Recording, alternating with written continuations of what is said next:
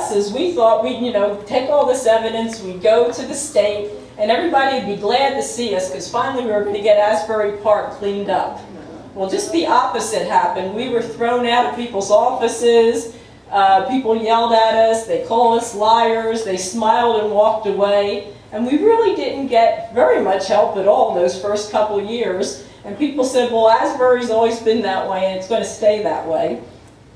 And one of the few people who did help us is here, and I'm looking for him, Steve Cardemus. Right here. Right here, okay.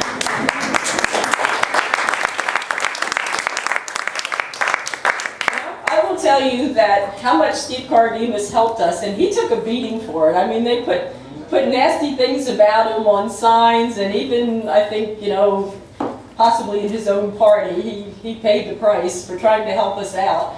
But I'm 56 years old. Steve Cardemus was the first Republican I've ever voted for. He's also the only Republican I've ever voted for so far. Because in 2001, when we were just ready to give up, I did decide to see if I could get on the city council. And I ran and I lost big time. I came in 11th. And a month later, because Asbury Park is crooked, someone else challenged the election, and lo and behold, I won, but they changed all the numbers.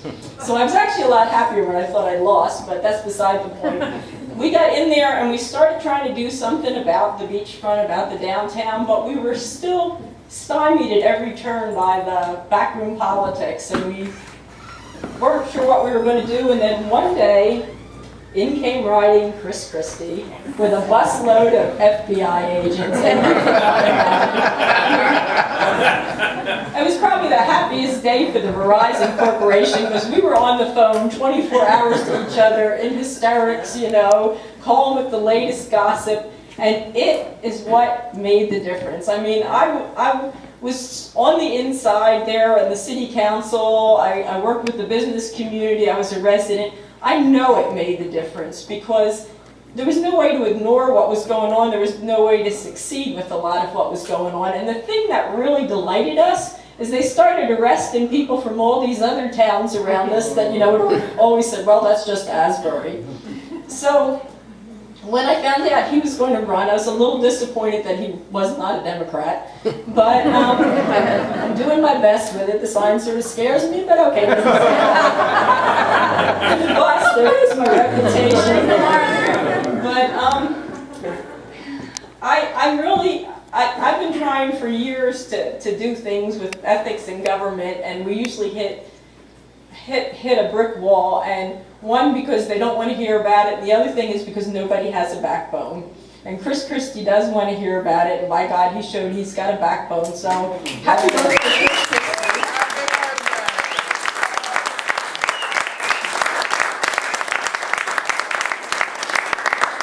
And he's the second damn Republican I ever voted for.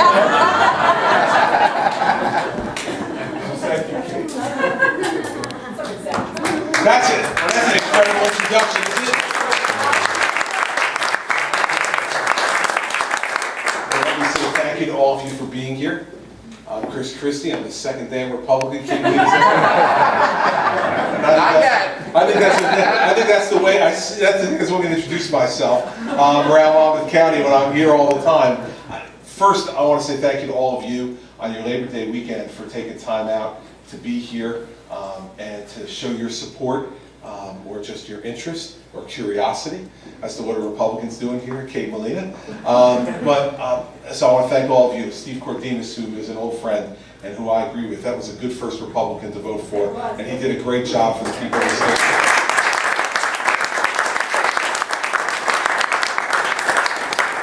I have my wife, Mary Pat, here with me tonight. And my running mate, someone who you're very familiar with here in Monmouth County, your Sheriff, Kim Quidano, is here with me.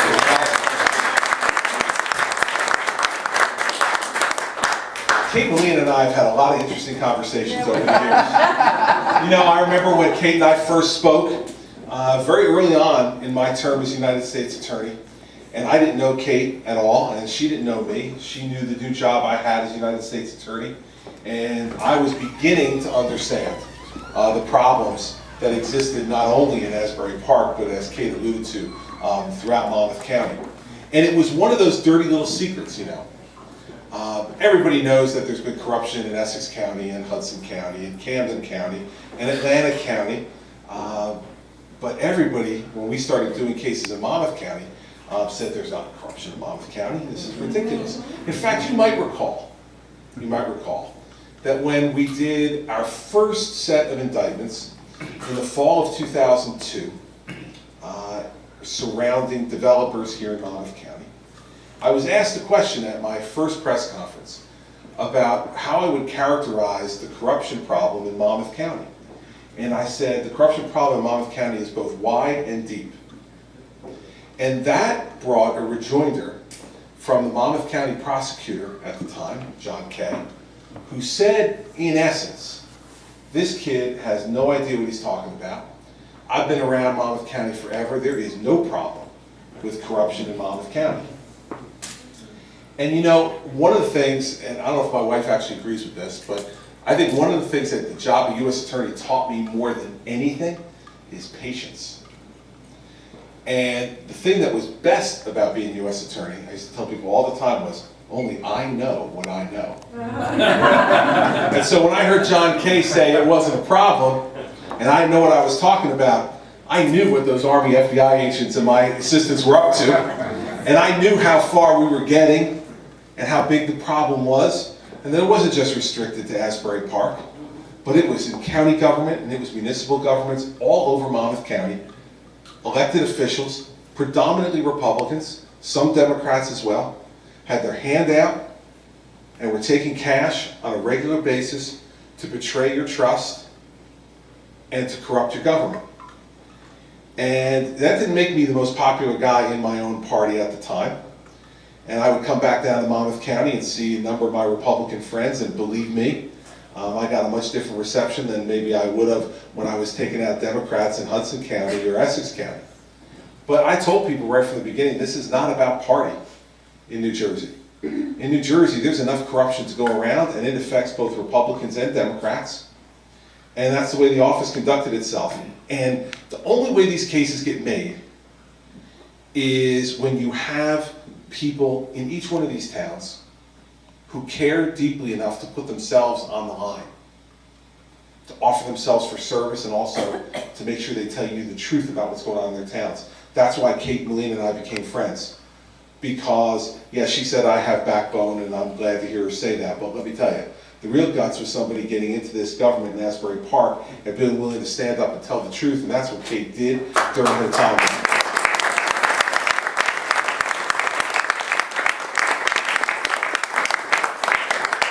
And together, the U.S. Attorney's Office and the FBI and great public officials like Kate have brought real change to Asbury Park and brought real change to Monmouth County.